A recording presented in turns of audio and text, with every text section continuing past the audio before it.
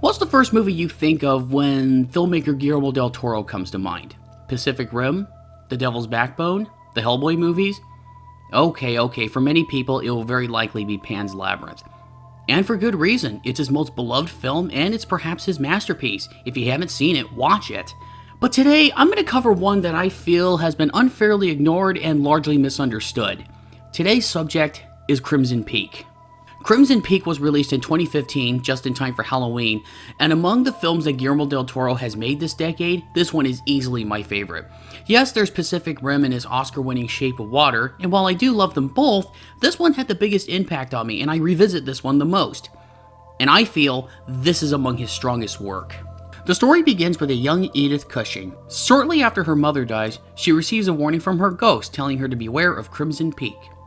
Cut to 14 years later in Buffalo, New York, and Edith, played by Mia Wasikowska, is a writer living with her father Carter, who is a successful businessman. One day, a baronet named Thomas Sharp, played by Tom Hiddleston, arrives to promote his clay-digging machine to Carter. While he fails to impress the father, he manages to catch the attention of Edith, and they fall in love. But rumors begin to circulate that Thomas and his sister Lucille, played by Jessica Chastain, are not who they seem, and this makes Carter suspicious. Even after doing an investigation on the siblings and flat out trying to get rid of them, Carter is murdered. Thomas and Edith get married and they head to Cumberland, England to stay at Thomas and Lucille's mansion, Allerdale Hall. But Edith begins to have visitations of spirits of people who died violent deaths at Allerdale Hall and begins to unravel exactly who Thomas and Lucille Sharp are. To begin with, I want to talk about how this was marketed. It was largely advertised as a straight-up horror movie, but Crimson Peak doesn't really qualify as one. It's more of a romantic tragedy in the Gothic setting. Gothic fiction came about in the 18th century with Horace Walpole's The Castle of Otranto, which was published in 1764 and is often credited as the first Gothic novel.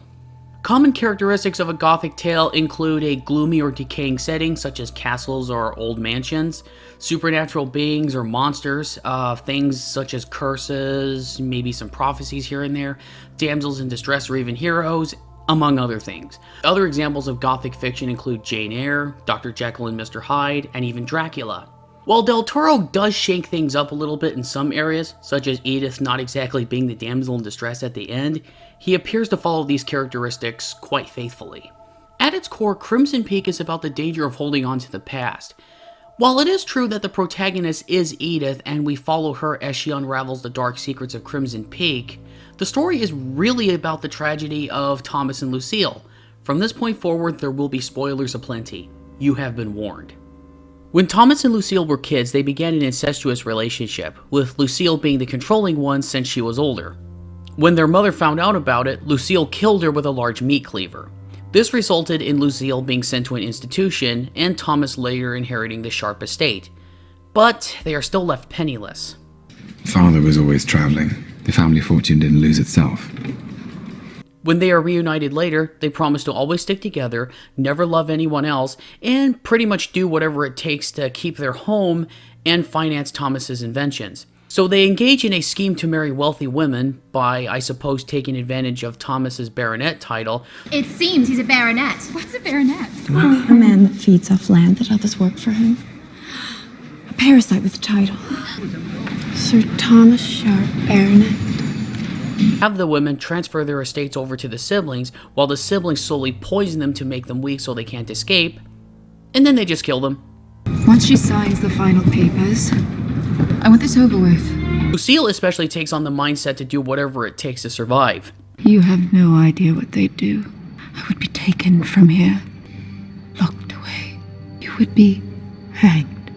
We stay together, never apart. She even indirectly compares herself to the black moths that inhabit Allerdale Hall, in a great bit of foreshadowing when discussing dying butterflies with Edith. They take their heat from the sun, and when it deserts them, they die. Beautiful things are fragile.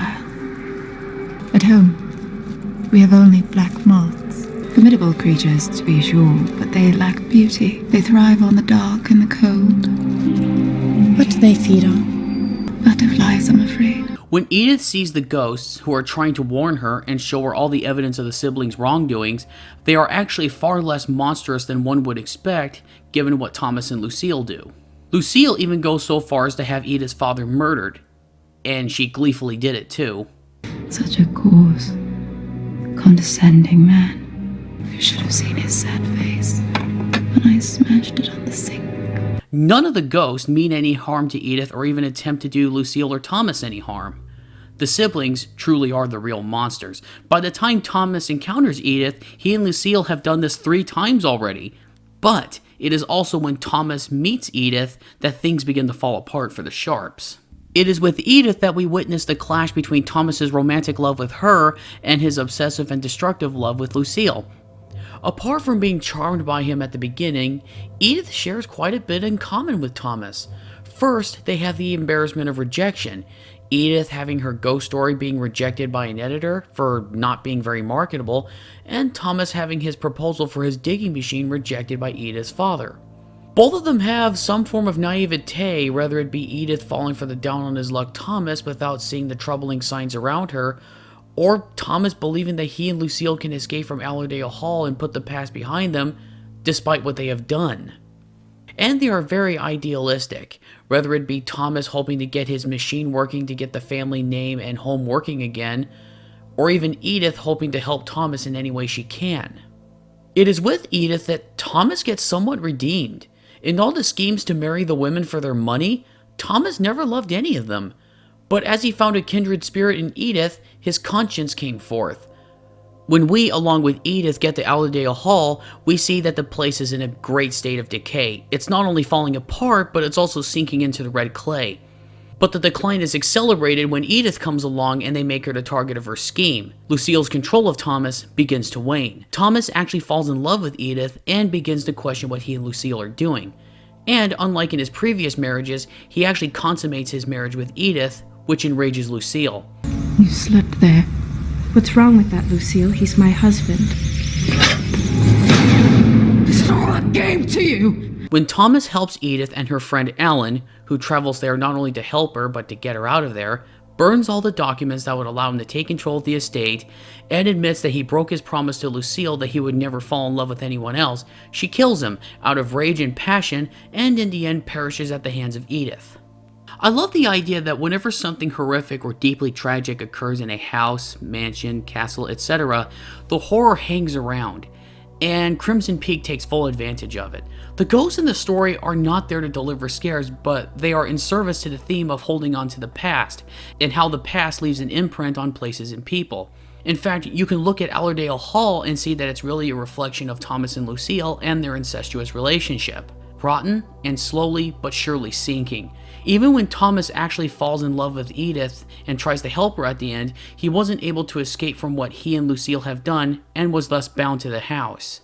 They desperately try to hold on to the past with all the ghosts and horrors that accompany it, and by doing so they doom themselves in the process. And by the time Thomas realizes this, it was way too late. Guillermo del Toro clearly did not set out to make a horror movie, and thus he didn't film it like one.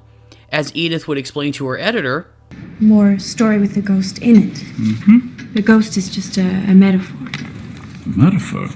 for the past. Crimson Peak is a period gothic drama tragedy that just happens to have ghosts in it, and is delivered in a way that only Guillermo del Toro could.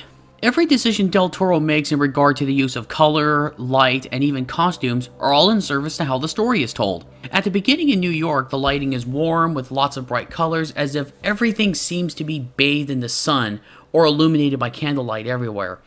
And there's very little red shown, except with Lucille's dress at the party and in the scene with the murder of Edith's father. We get to England and the lighting and color is used to reflect Edith's isolation from friends and to show her dangerous situation. Allerdale Hall features a ton of shadows, dark colors, with the standout color being red used with the ghost, the red clay, and the blood. The only glimpses of warmth, apart from the fireplaces, are from Edith with her golden hair, her dresses, all of which stick out like a sore thumb among the rest of Allerdale Hall. In fact, the only other scene which there is any kind of warm light at all is in the scene where she and Thomas are snowed in a cabin in town where they consummate their marriage. In addition to the vibrant use of color, it features other Guillermo del Toro trademarks from the unique creature, ghost, and setting designs, his love of clockwork devices and toys, and strong bloody violence.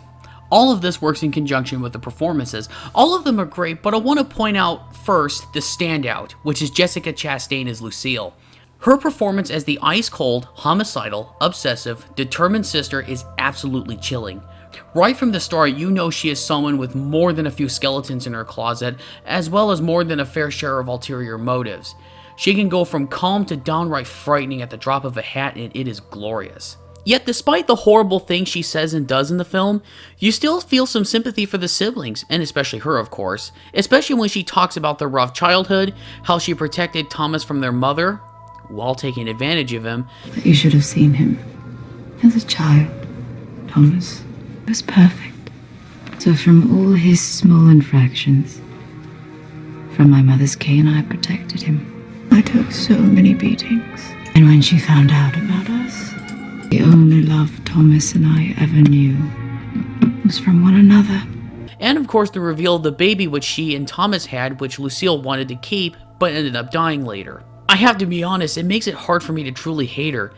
I just end up feeling sympathy for, well, both of them, which makes their fate all the more heartrending by the end. Tom Hiddleston is perfect as the broke baronet who may put on an air of royalty, for lack of a better word, but is really just a poor sap who falls for Edith in a romance doomed from the start.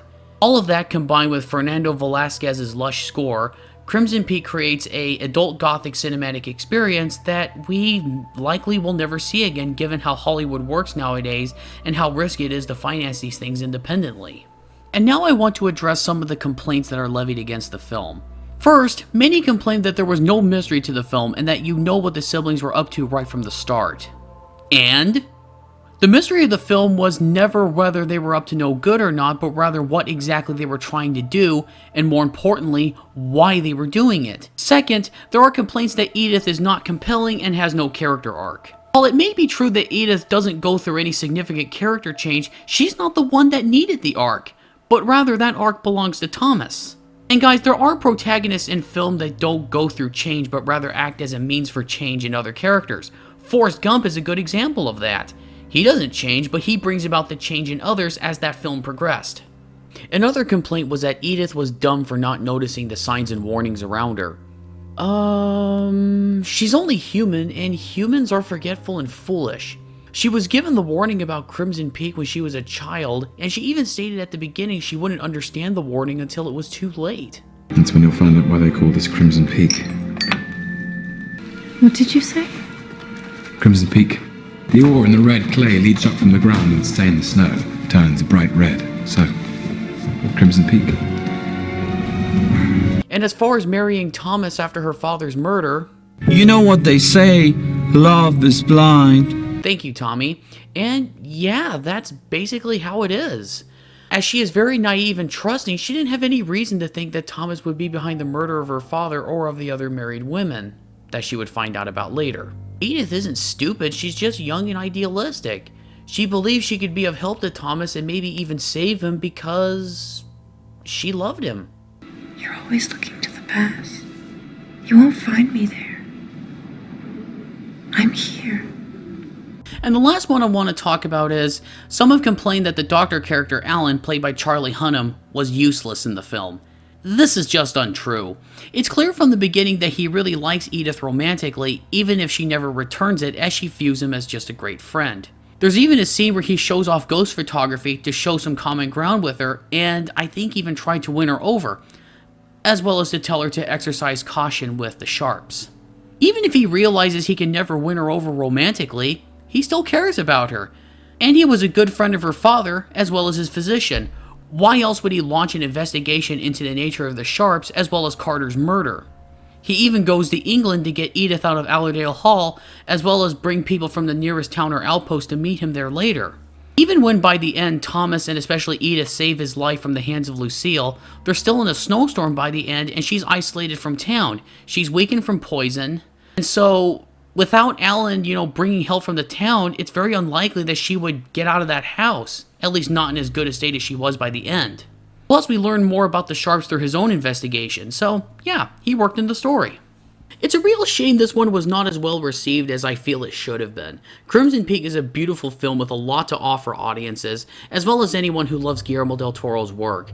I think people were just largely disappointed because it wasn't the movie they were sold on, because again, it was released around Halloween and such. but I recommend it to anyone out there who's interested, but view it on its own terms. Me personally, every time I watch it, it gets better and better, and I hope it does for you.